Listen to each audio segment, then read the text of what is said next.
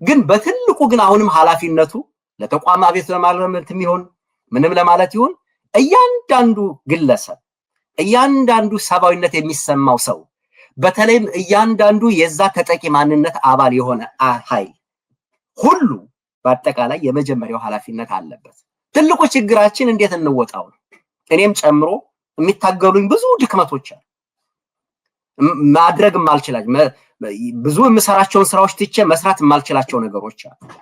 ደካማነቶቻችንን መተጋገዝ መተባበር የምንችለው ጠንካራና የማያወላውል እኔ ብቻ ነኝ ብለን ሌሎቹን በመውቀስ ሳይሆን የሰዎችንም ድካም በመረዳዳት አይዞ በመባባል ወንድማዊ ፍቅርን ተጋግዞ መነሳትን መጀመሪያ ስንለማመድ ነው እንጂ በመወነጃጀል በማውገዝ በመቆጣት ምሬታችንን ሁሉ ጊዜ ብቻ በመናገር ራሳችንን ሌሎችንን ማነጽ አንችልም።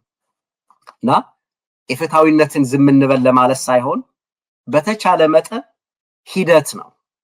ትግል በሂደት የሚገነባስ ማንነት ነው። ውጤቱ የኛ ህይወት መቀየር ነው፣ ሌሎችን መቀየር አይደለም።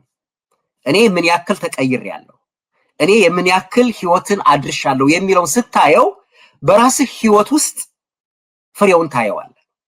በሌላ አባባል ምን መሰለ ዮሴፍ፣ ብዙ ሰዎች ምን ትርጉም አለው፣ ምን ውጤት ያመጣል፣ ነገስ ምን ይሄን ባረግ ባላረግ ምን ውጤት አለው ብለው የሚያስቡ ሰዎች አሉ። ፍትህና እውነት በውጤት አይለካም። የሚደረግ ያለበት መታሰብ ያለበት የሚደረገውና የሚታሰበው ትክክል ስለሆነ ብቻ ነው። በሌላ አባባል ምን ማለት ነው? ውጤት ባይኖረው ፍጻሜው መሸነፍ ቢሆንም እውነትና ፍትህ ውጤት የለውም ተብሎ አይዳፈን። ለውጤት ተብሎ አይደለም የሚደረገው። እነዚህ ይሄ ኮንሲኩዌንሻሊስት ውጤትን ተኮር አድርገው ልክ እንደ ንግድ የሚያስቡት ሰዎች የፖለቲካ ትርፍን የሚያስቡ ሰዎች ናቸው። ኢፍትሃዊነትን እየረሱ ጭፍጨፋን እየረሱ ለፖለቲካ ትርፍ ብቻ መተባበርን ምክንያት አድርገው የሚንቀሳቀሱት።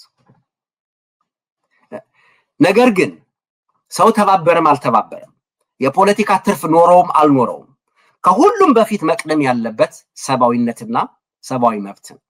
ሰዎችን መሰባሰብና ለውጥን ማለም ካለባቸው አስቀድመው መቆም ያለባቸው ግፍን ለማስቆም በመስማማትና ግፍን በመቃወም ላይ ነው። በዚህ ላይ ያልተመሰረተ ንቅናቄ ፖለቲካ በለው ምን በለው ለውጥ አመጣም ብዙ ትርጉም ያለው አይመስለኝምና ሰዎች ተስፋ የሚቆርጡት ተስፋቸውን በተሳሳተ ነገር ላይ ሲያንጠለጥሉት ወይም ደግሞ ድርጊታችን ውጤት ተኮር ብቻ ሲሆን ነው። በፍጹም በክርስቲያን ተስፋ አይቆርጥም ይባላል አይደለ?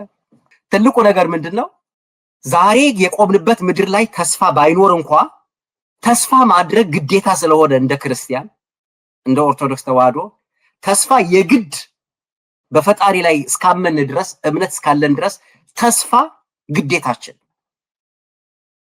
ተስፋችን ጉልበተኞች ሳይኖሩ የሚጠፋ ጉልበተኞችና ግፈኞች ሲበዙ ደግሞ የሚጠፋ እነሱ ደግሞ ሳይኖር ሲቀሩ የሚለመልም አይደል።